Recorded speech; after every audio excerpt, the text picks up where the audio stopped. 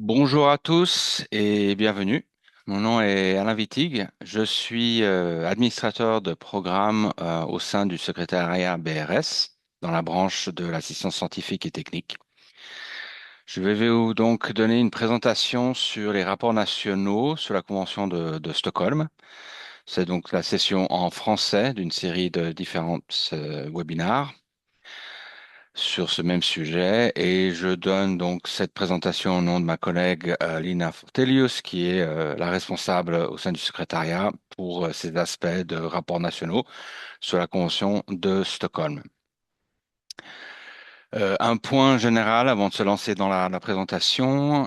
Donc, de manière générale, la mise en œuvre des conventions BRS suppose notamment de bien comprendre leur fonctionnement et les obligations qu'elles prévoient, donc pour les parties en particulier.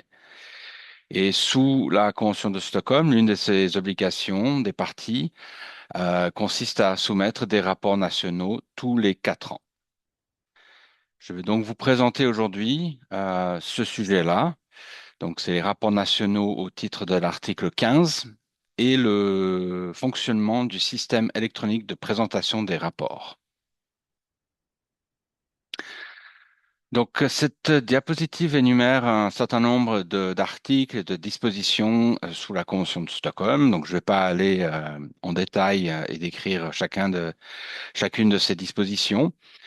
Je vais juste en soulever une ou deux comme exemple. Donc, les dispositions de la Convention de Stockholm vont, par exemple, de l'interdiction à l'élimination de la production et de l'utilisation de certains POP inscrits à l'annexe A, à la limitation et à la réduction de l'utilisation de certains POP qui sont inscrits à l'annexe B, ou par rapport, par exemple, à l'annexe C qui vise les POP produits de manière non intentionnelle et dont les rejets doivent être réduits ou éliminés grâce aux meilleures techniques disponibles et pratiques environnementales.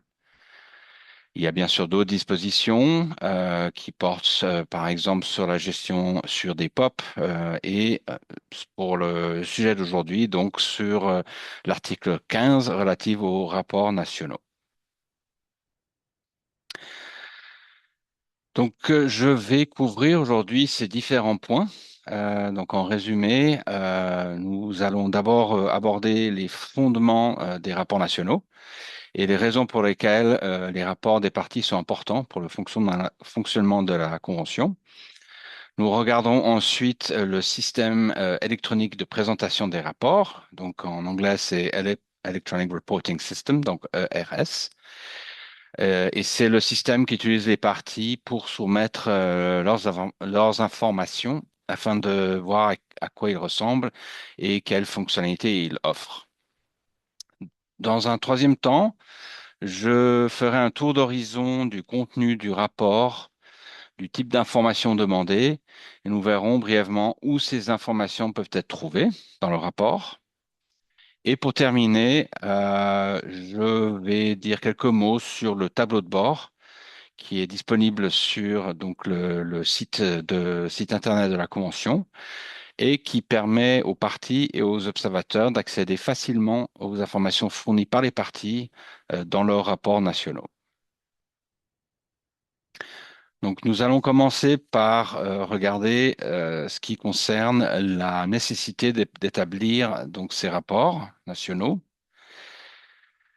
Cette diapositive rappelle le mandat de base prévu par l'article 15 de la Convention de Stockholm. Chaque partie doit rendre compte à la conférence des parties des mesures qu'elle a prises pour appliquer les dispositions de la Convention et ainsi que sur l'efficacité de ces mesures pour atteindre les objectifs de la Convention.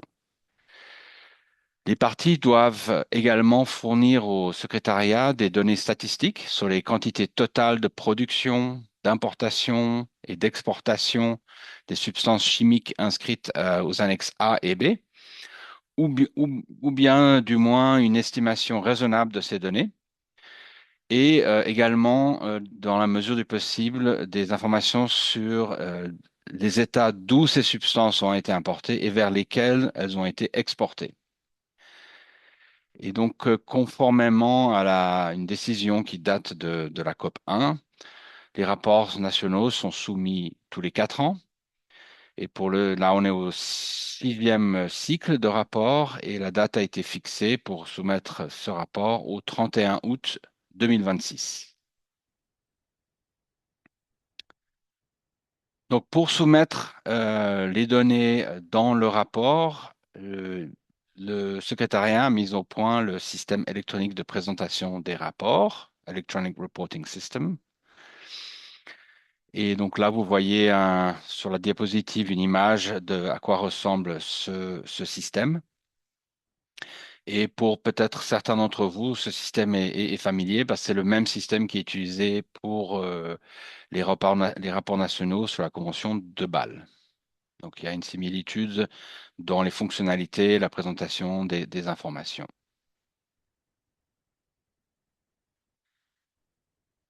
Donc pour aider, lorsque vous intégrez dans le système en ligne, pour vous aider, chaque nouveau rapport national est pré-rempli. Donc à chaque nouveau cycle, il est pré-rempli avec les informations du cycle de rapport précédent. Donc, vous n'avez pas à ressaisir des données qui n'ont pas changé. Donc ça doit vous faciliter la tâche et accélérer un petit peu euh, l'intégration des données nécessaires. Par contre, vous devez saisir des données si celles-ci sont euh, antérieures ou ont été révisées. Par exemple, si un inventaire a été mis à jour, vous devez le remplacer avec des données existantes par des informations révisées. Donc, tout ce qui ne change pas, vous pouvez laisser tel quel, mais forcément, il faut mettre à jour les informations qui ont changé. Ce système-là est continuellement maintenu par le secrétariat et mis à jour afin de refléter l'évolution de la convention. Et puis, en particulier entre les cycles, le secrétariat met à jour le questionnaire afin d'y intégrer de nouvelles substances chimiques qui sont typiquement inscrites aux annexes A, B et C de la Convention. Il y a deux manuels qui ont été élaborés afin d'aider les parties à remplir leur rapport. Ils sont référencés ici à l'écran. L'un porte sur l'utilisation du système électronique de présentation des rapports. Donc, c'est vraiment sur les fonctionnalités, instructions pour l'accès au système, comment soumettre l'information. Donc, tous ces aspects assez pratiques sont décrits dans ce manuel. Et l'autre manuel permet de renseigner le contenu du rapport et en expliquant comment répondre aux questions et quelles informations sont recherchées à travers ces rapports. Donc, pour des instructions plus détaillées sur la manière de répondre à chaque question et sur les informations recherchées, il est préférable de vous rapporter donc au manuel relatif aux rapports nationaux.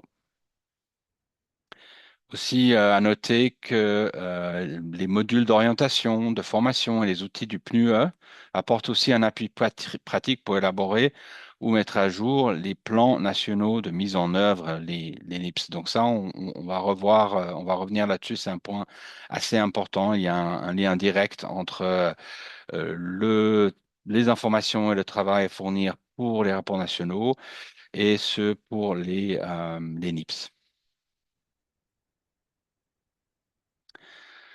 Donc, pourquoi la communication de ces informations est-elle importante?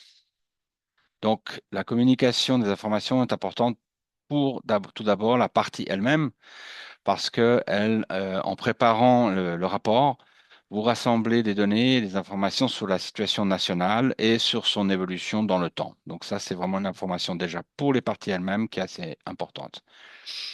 Comme j'ai noté juste à la diapositive précédente, le rapport est étroitement lié au plan national de mise en œuvre parce que les mêmes informations peuvent servir à suivre la mise en œuvre de la Convention et à mettre à jour les priorités nationales et donc préparer, déterminer quelles sont les futures activités au niveau national pour améliorer l'implémentation des différentes obligations de la Convention.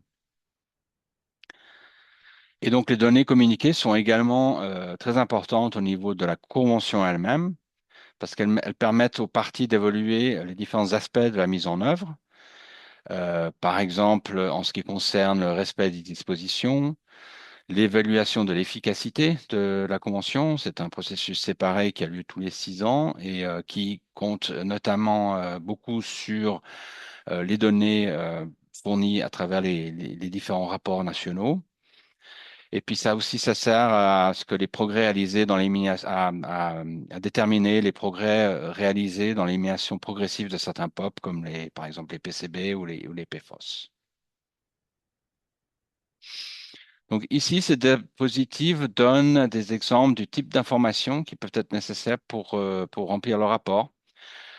Il peut s'agir de nouvelles législations, par exemple, ou des mesures administratives, des plans nationaux de mise en œuvre ou des inventaires actualisés, donc des plans nationaux de mise en œuvre mis à jour, des inventaires actualisés, mais aussi des données récentes sur la production, l'importation, l'exportation, l'utilisation ou l'élimination de POP, ou encore de nouvelles initiatives liées aux différents articles de la Convention.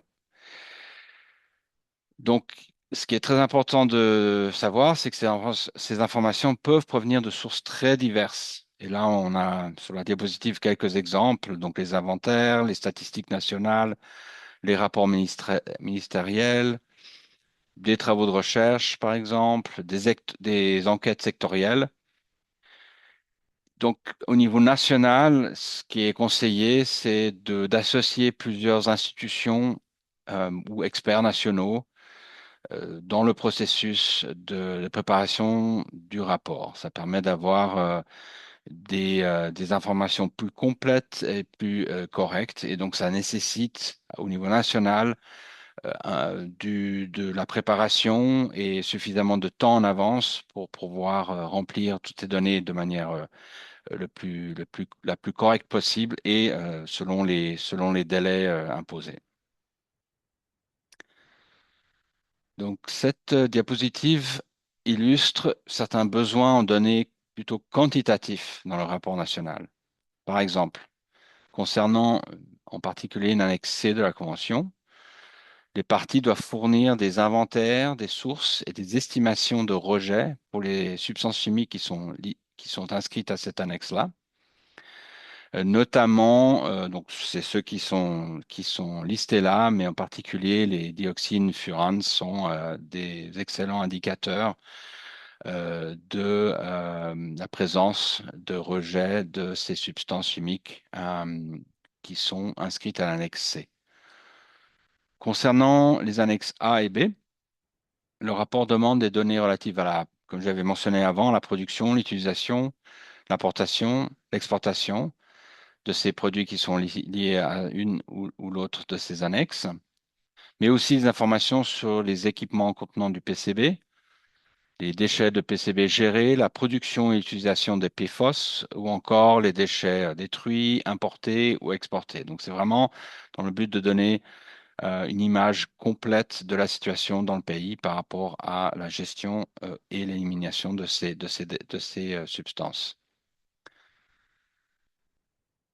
Un point important, c'est que certaines parties du rapport exigent des données donc chiffrées avec des années et des quantités et des sources clairement indiquées. Donc de nouveau, ça revient à ce travail de recherche et disons, de collection d'informations au niveau national qui sert à- à fournir des informations dans ces rapports nationaux.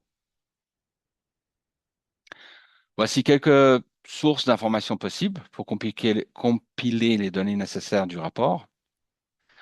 Les plans nationaux de mise en œuvre et les inventaires nationaux constituent souvent un point de départ important.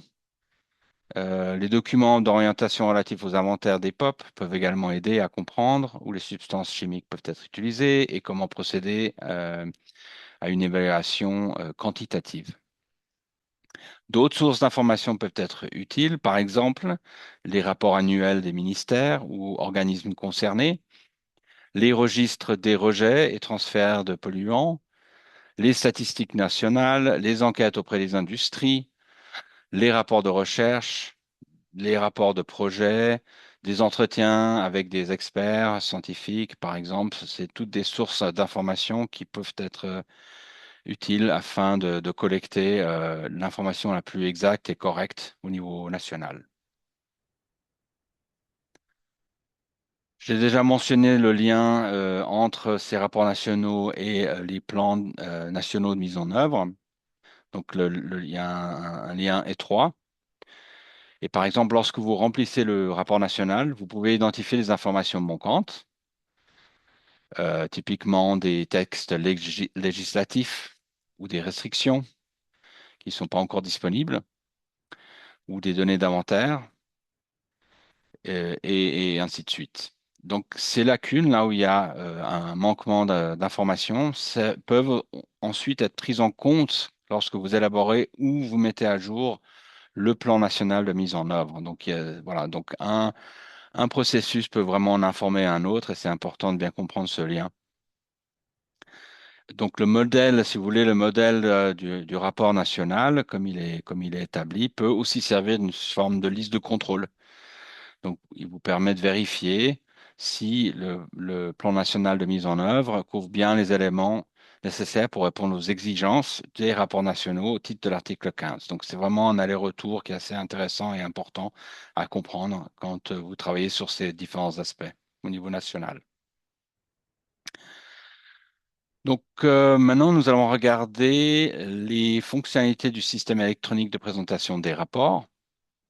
Donc, je ne vais pas présenter chaque écran en détail, mais donner une vue d'ensemble des principales fonctions qui seront utiles pour vous pour accéder au système, naviguer au sein du questionnaire, enregistrer à fur et à mesure les informations que vous avez intégrées et aussi vérifier des erreurs et avant de soumettre donc le rapport.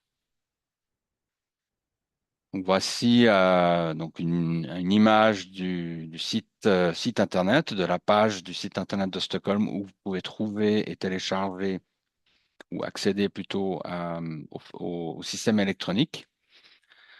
Donc sur le bouton Click Here, ça vous permet d'accéder vraiment au système électronique. En bas à gauche du menu de gauche, dans le menu Guidance, vous pouvez cliquer là-dessus et vous pouvez accéder aux deux manuels que j'ai évoqués tout à l'heure. Euh, oui, voilà, voilà pour l'instant. Et donc, une fois que vous avez intégré le système, la première page, c'est la page de login. À savoir que deux comptes utilisateurs ont été envoyés par le secrétariat au correspondant officiel, au OCP. Et donc, le rapport doit être soumis par le OCP, hein, le point de contact officiel. Le deuxième compte, qui est plus, on va dire, un compte technique qui peut être utilisé par le point focal pour aider à remplir le formulaire, par exemple. Si vous avez perdu le nom d'utilisateur et le mot de passe qui vous ont été envoyés par le secrétariat, vous pouvez cliquer sur le lien Count Recovery Functionality et donc un nouveau code, un nouveau password sera envoyé.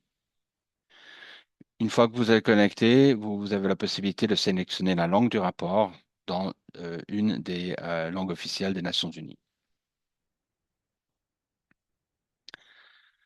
Comment remplir le questionnaire?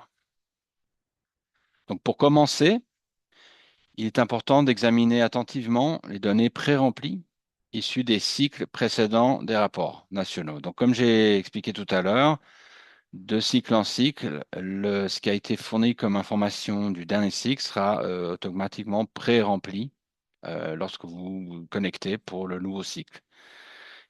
Il faut bien entendu donc bien vérifier systématiquement que ces données sont encore correctes ou doivent être mises à jour. Donc il faut ensuite rajouter les nouvelles mesures législatives, les nouveaux inventaires, les nouvelles données, les initiatives récentes relatives au POP. Un point important, c'est que les rapports doivent refléter les informations cumulées depuis l'entrée en vigueur de la Convention pour la partie concernée. Ça signifie qu'il ne faut pas seulement ajouter les données les plus récentes, il faut aussi mettre à jour ou corriger les informations déjà communiquées lorsque c'est nécessaire. Il est également important d'indiquer l'année des mesures prises ou des données collectées. Cette information est très importante pour interpréter correctement les progrès réalisés dans le temps. Ça revient au point que j'ai mentionné tout à l'heure. Ces rapports sont, au fil du temps, des sources très importantes d'informations pour le secrétariat, pour les parties et pour la convention elle-même, pour déterminer et voir comment évolue l'efficacité de la convention dans le temps. Un point à noter important, c'est si le rapport précédent n'a pas été soumis, donc c'est la première fois que vous soumettez un rapport, donc le formulaire ou le questionnaire doit être rempli dans son intégralité.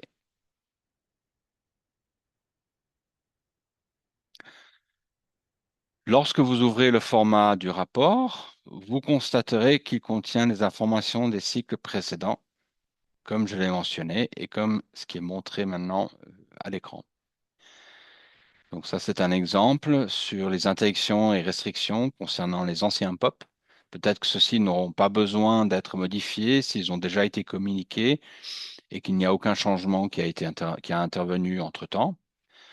Mais c'est quelque chose qu'il faut regarder au cas par cas spécifiquement pour confirmer ceci. C'est aussi une occasion, donc à chaque cycle, vu que c'est tous les 4 ans, c'est également une possibilité ou une occasion pour mettre à jour les informations fournies précédemment et de corriger les données déjà communiquées pour que chaque rapport, à chaque cycle, ceci constitue un rapport unique et complet. Ça, c'est un point important. Ceci est un aperçu du système électronique de présentation des rapports. C'est un- Oui, donc c'est exactement comme ça que une fois que vous êtes dans le rapport lui-même, comment se présentent les différentes sections et les différentes informations à remplir. Donc sur le côté gauche, vous pouvez voir, il y a une barre d'outils qui vous permet d'accéder aux 24 différentes parties du rapport. Et pour chaque partie, il y a un explicatif dans le manuel auquel j'ai fait référence précédemment, qui vous permet d'aller vraiment dans le détail. Donc, nous n'allons pas aller dans le détail de chaque section lors de cette présentation aujourd'hui, mais on vous invite à consulter donc le manuel pour avoir plus d'informations. La barre d'outils supérieure contient les liens qui permettent de passer d'une section ou d'une page précédente ou à la suivante du système, tout en enregistrant à fur et à mesure le contenu et ce que vous avez modifié sur le formulaire à fur et à mesure. Il y a aussi un lien appelé ici Download document. Ça vous permet de télécharger l'ensemble du format du rapport ou l'ensemble du rapport en format Word. Ça peut être utile pour vérifier les données ou consulter au niveau national des experts ou des collègues pour confirmer l'information. Juste un petit point technique, lorsque vous imprimez le formulaire en Word en utilisant cette fonctionnalité, l'impression contiendra uniquement les champs qui auront été ouverts dynamiquement pour vous par le système. Et je reviendrai sur ce point de l'ouverture dynamique des fenêtres, mais selon certaines sélections que vous faites, le système va ouvrir ou non, ou vous proposer ou non différentes sous-options liées à la question d'au-dessus. Et donc, juste si vous téléchargez, ce sera uniquement ceux qui seront ouverts préalablement qui vont être accessibles. Et il y a aussi dans la barre en haut un bouton Logout pour vous déloguer une fois que vous avez fini de travailler sur votre rapport. Lorsque vous arrivez sur la page d'accueil, celle-ci donne des informations sur la dernière mise à jour du format du rapport et contient des liens vers les différentes sections. Vous pouvez accéder directement à une section donnée ou utiliser la fonction permettant de passer à la page suivante à l'autre. Et celle-ci va vous permettre également d'enregistrer vos données à fur et à mesure. J'ai déjà mentionné que vous pouvez télécharger le rapport en Word. Et pour certaines tables, les données peuvent aussi être exportées via Excel. Et ceci est particulièrement important pour partager des informations avec des collègues ou des experts au niveau national pour qu'ils puissent examiner et confirmer l'exactitude des données avant que le rapport soit formellement soumis au secrétariat.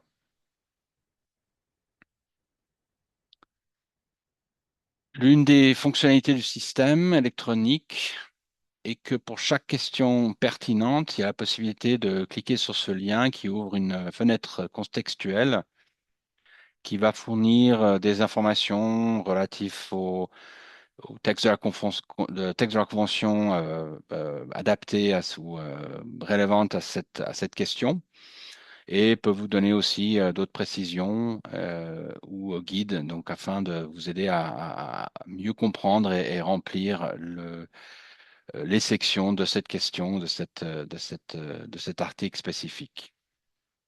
Vous voyez, ça c'est en haut à droite. Comme j'ai déjà mentionné, l'interface, elle est dynamique. Donc ça, c'est vraiment pour schématiser ce que j'expliquais tout à l'heure. Certaines questions proposent des choix multiples et l'utilisateur peut sélectionner la réponse la plus appropriée parmi une liste d'options, ce qui ensuite ouvrira des questions supplémentaires potentiellement.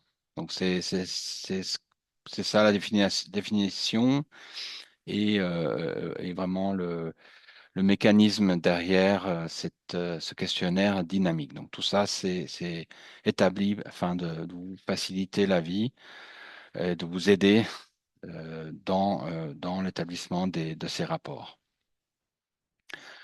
Une autre fonctionnalité très intéressante qui peut vous aider à vous assurer que vous n'avez pas oublié des champs ou fait des erreurs de format, par exemple. Donc, le système comporte une fonctionnalité de vérification des erreurs. Donc, c'est ce bouton qui est entouré en rouge sur cette page. Et quand vous cliquez sur vérifier les erreurs, le système va identifier les réponses manquantes ou si donc le format de certaines données, typiquement dans les tableaux, n'a pas été intégré correctement. À noter que ces vérifications, donc c'est une aide pour s'assurer que le formulaire est complet et bien rempli, mais elle n'empêche pas de naviguer dans le formulaire ou même de soumettre le rapport. Donc, c'est vraiment juste une étape de contrôle et un aide pour vous afin de vous assurer que le plus possible, vous avez rempli le formulaire correctement. Cette diapositive montre la partie A, donc la première partie du formulaire qui contient les informations générales à fournir. Et aussi, elle donne la possibilité donc d'exporter vers Excel, comme c'est marqué en bas de page. C'est important de bien vérifier les informations concernant le point de contact officiel et le point focal national. C'est essentiel pour le secrétariat, en particulier pour permettre de conserver une communication efficace entre donc secrétariat et les parties.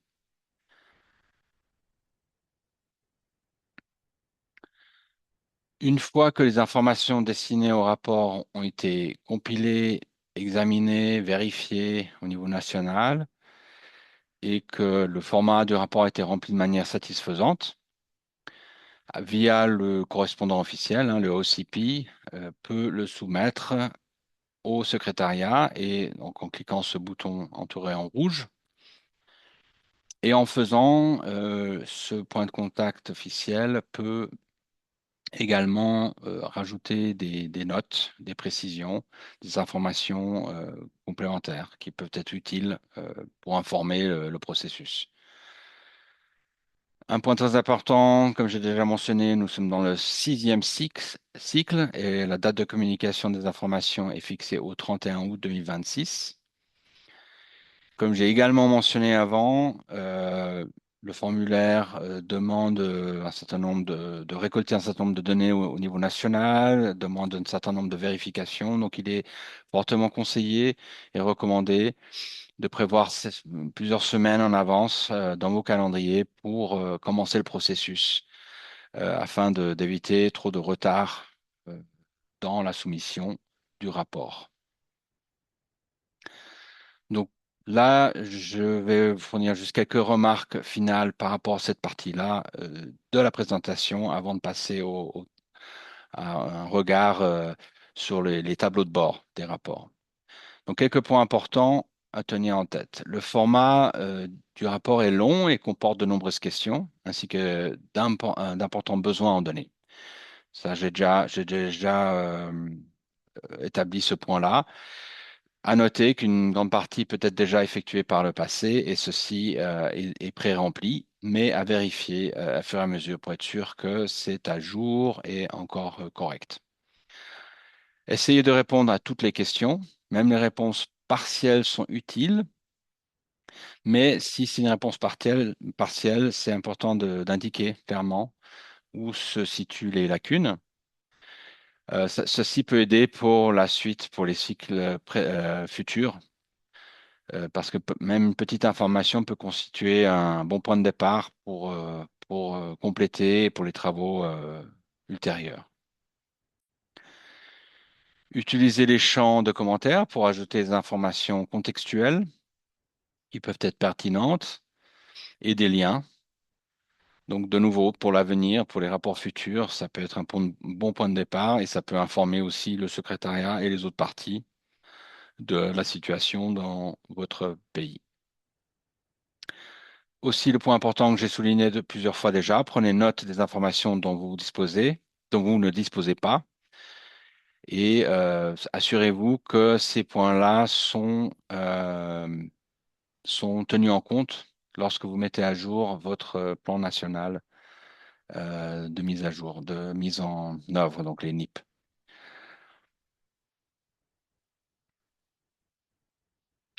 Donc voilà, maintenant je vais terminer la présentation avec quelques diapositives et un regard sur le tableau de bord des rapports. Donc, tout d'abord, le tableau de bord des rapports de la Convention de Stockholm permet de visualiser les données issues des rapports nationaux soumis par les parties. Il est organisé de manière très similaire au format du rapport eux-mêmes, donc par partie, par section, par question.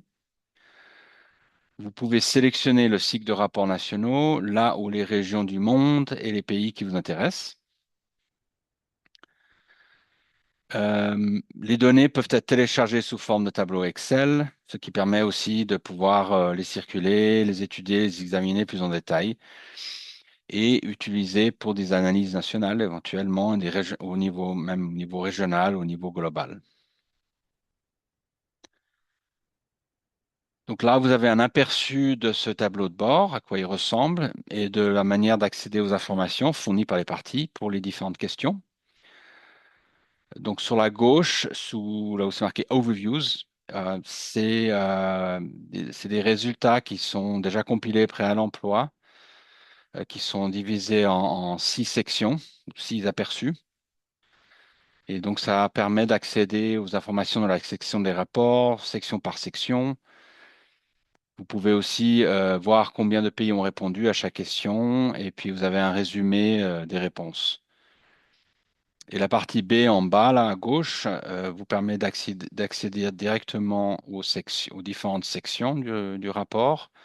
Et à l'aide de la petite flèche noire, ça vous permet de développer et de voir les questions spécifiques du rapport, afin d'afficher les résultats euh, qui sont liés à ces questions-là. Donc, ceci est un exemple de présentation des rapports. Euh, le tableau de bord présente des aperçus facilement accessibles sur la mise en œuvre des principales obligations de la Convention.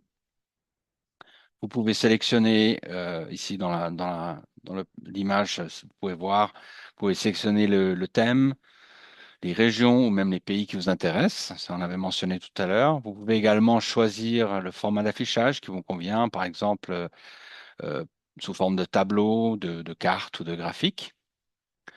Donc tout ça, vous pouvez piloter à partir de cette fenêtre-là. Et là, mes dernières diapositives vous donnent quelques exemples des résultats qui peuvent être générés via ce tableau de bord. Donc, par exemple, ce graphique-là présente le nombre de parties ayant déclaré produire ou ne pas produire certains POP entre 2004 et 2018. Et ces chiffres, ces données sont établis sur la base des rapports nationaux et des plans nationaux de mise en œuvre fournis par les parties. Donc, ça vous permet, ce genre affichage vous permet d'obtenir rapidement une vue d'ensemble des informations communiquées par les parties pour les différentes substances chimiques.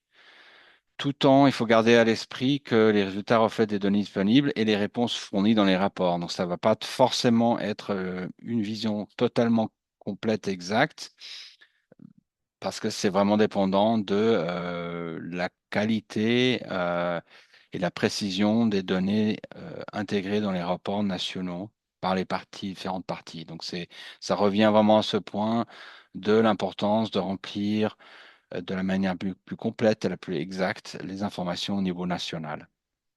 Cet exemple-là montre la production mondiale annuelle de DDT depuis l'entrée en vigueur de la Convention. Donc, on peut voir à travers donc, ce graphe généré par le tableau de bord, ça nous permet de visualiser année par année. Il y a des filtres qui sont disponibles. Certains filtres sont disponibles et vous pouvez aussi sélectionner certaines régions ou certains pays. Typiquement, ce type de graphique permet à suivre l'évolution des informations communiquées dans le temps et à bien visualiser les tendances dans le temps. Et oui, de nouveau, juste un point que j'ai mentionné tout à l'heure, mais qui est très important. Euh, une des, une des utilités très importantes des données fournies via ces rapports nationaux sont, par exemple, pour analyser, étudier l'évolution l'efficacité de la Convention de Stockholm dans le temps. Donc, c'est une des sources d'informations importantes que le comité qui sera chargé de faire ça prochainement, d'ici 2029, va compter énormément sur ces données-là. D'où l'importance également à ce niveau-là de remplir avec le plus de précision et d'exactitude les rapports. Ce dernier graphique montre le nombre de parties ayant soumis leurs rapports nationaux au cours de chaque cycle. Et il y a une distinction donc entre les rapports soumis à l'heure et les rapports soumis en retard.